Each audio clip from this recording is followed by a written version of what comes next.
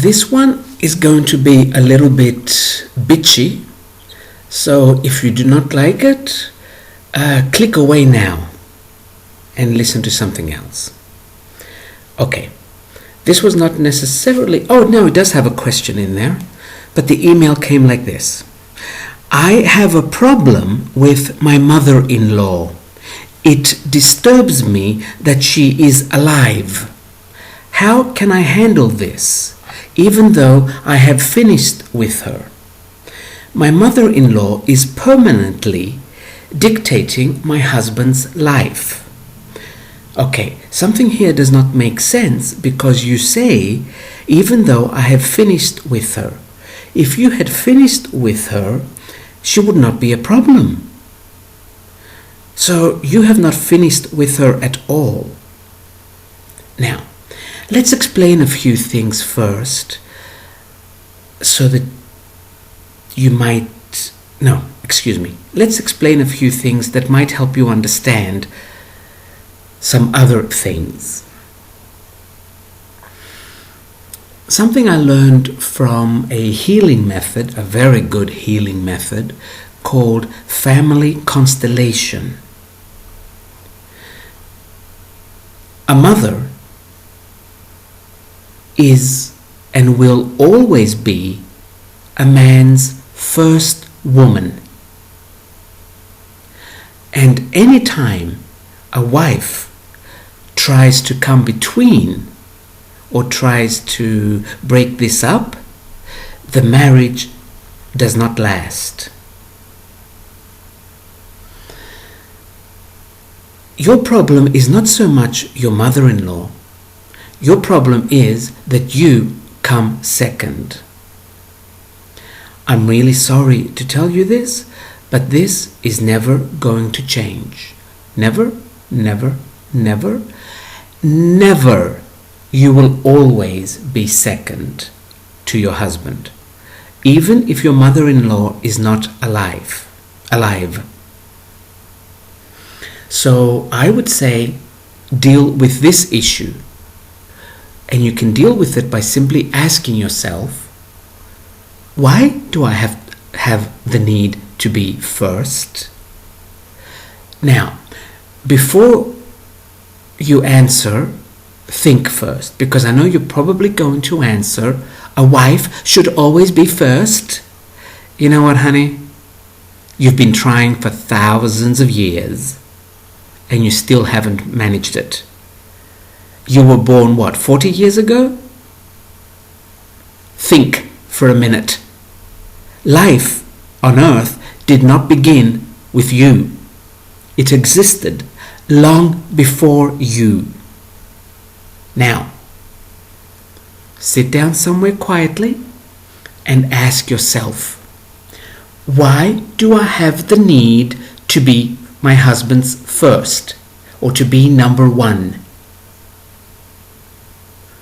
In the beginning, you will get angry because you cannot let go of the notion that you're not number one. You just can't. All these Hollywood movies have convinced you that you are number one. In most cases, you're actually number three, because if you found a real man, he is number one, his mother is number two, and you are number three. And if you have found a businessman, you're actually number four. And then after you have children, you become number five. So instead of suffering all your life and then getting breast cancer and then dying, sit down somewhere quietly and keep asking yourself, why do I have the need to be number one? I can give you the answer. The answer is very easy. But you need to come to a point where you understand it, not simply know it, where you actually feel it. I'm going to use a cliche here. To know something is knowledge. To have experienced it becomes wisdom. And this is where you need to reach. You need to feel the answer. I'll give you the answer right now. if you have not already guessed it. You have the need to be number one because you have never made yourself number one. Never, never, ever. Do not lie to yourself. Because if you had made yourself number one, even for a mere 60 seconds, you would know what it feels like. You would know the power this gives you. And you would never go back. So if you are in this situation, you have never made yourself number one. So you demand for someone else to make you number one.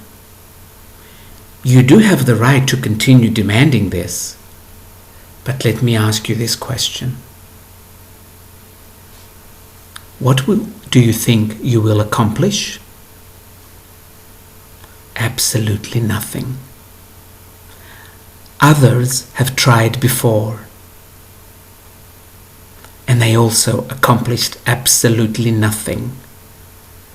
They just become bitter and, I'm sorry to say this, but ugly.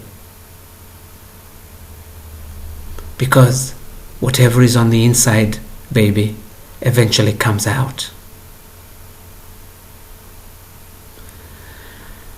So again, always keep asking yourself until you finally get it. You might not get it the first time. It's okay. You'll get it the second, the third, or maybe even the 300th time. There's no rush. But let me tell you, it is worth it. Now, my mother-in-law is permanently dictating my husband's life. Okay, the problem here is not that your mother-in-law is dictating your husband's life. The problem here for you is that you are not dictating your husband's life. Because you would have no problem whatsoever if you were dictating his life.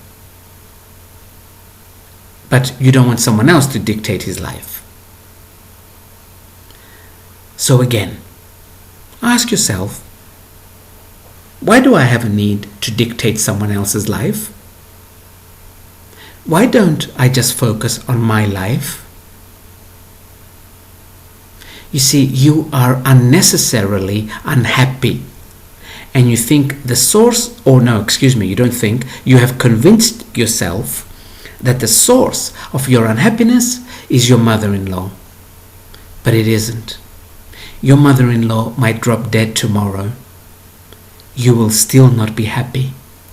You will then find something else to bitch about.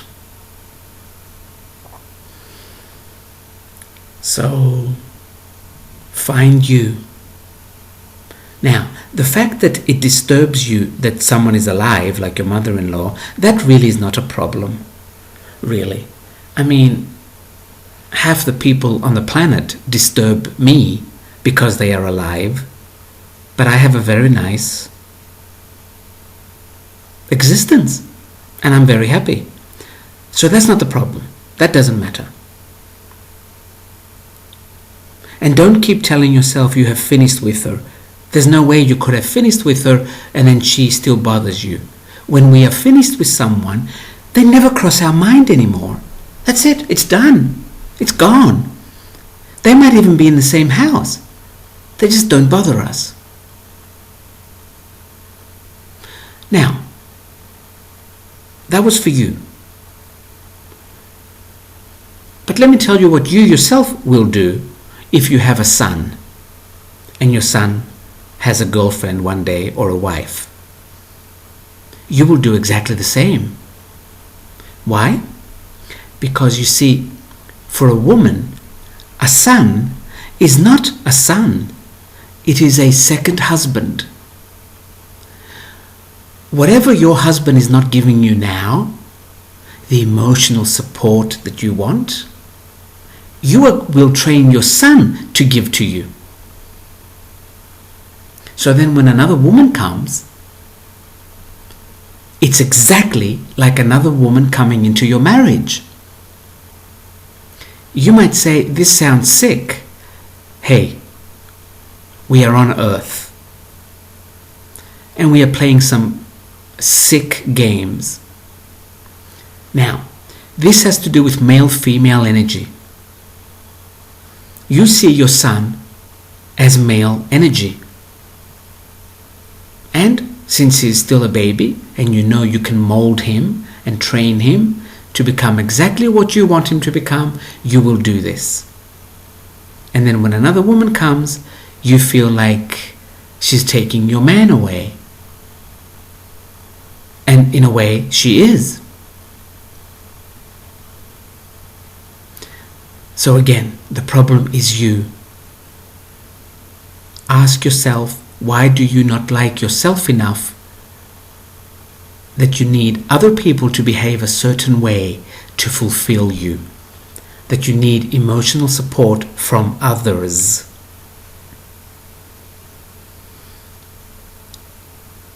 I know many women are going to find 100 excuses about this.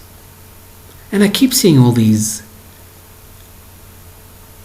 phrases on the internet, all these memes of what a real man is. You can continue creating these if you like. But you know what, baby? You're getting old. You're not becoming more beautiful. You're not becoming lovable because you become bitter. And when someone is bitter, man or woman, they are simply not lovable. And your life is over. All because you do not accept what is. Learn to accept what is. It is liberating. And then you can say, this is how I would like to live. Or, for right now, I'll live like this, and let me see in a few months or in a few years. I might make a different choice. So apart from the fact that you do not like yourself, you do not accept what is. It is very important, if you want to be happy, to accept what is. And what is that no one, if you lived on earth 1 billion years, no soul has come here with the purpose of loving you. So how many more lifetimes would you be willing to waste? Understand this now, that no soul has come here for you, and then you will literally fly. You will go into the center, into the core of your soul. And from then on, not a single day will go by where you are not happy. Simply because you have found yourself. And then you will simply start to slowly express yourself. As for right now, you are a useless piece of shit. Useless to Mother Earth, useless to civilization, useless to humanity, in most cases useless to the economy, because if you do not express yourself, you're just a robot. You know what? We have robots. We need your ideas. But you cannot bring out your ideas because 99.9% of your thought goes towards someone else.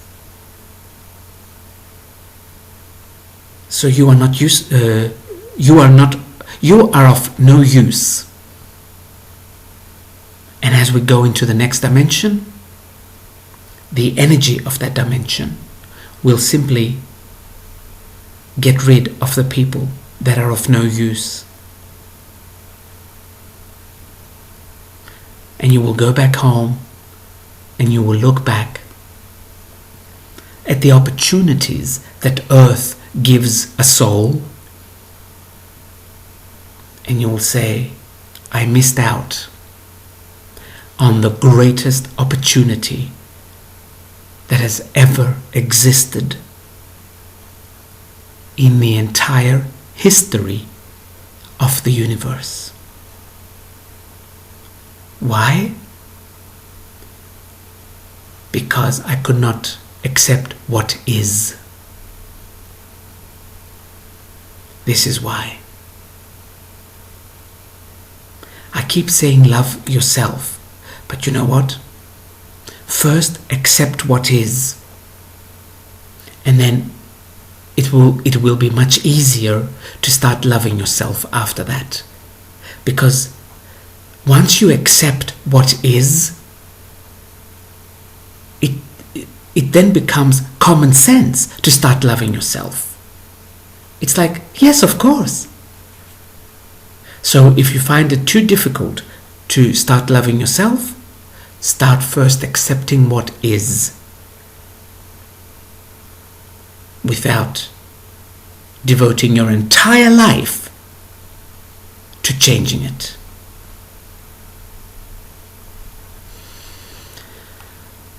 I will leave it at this.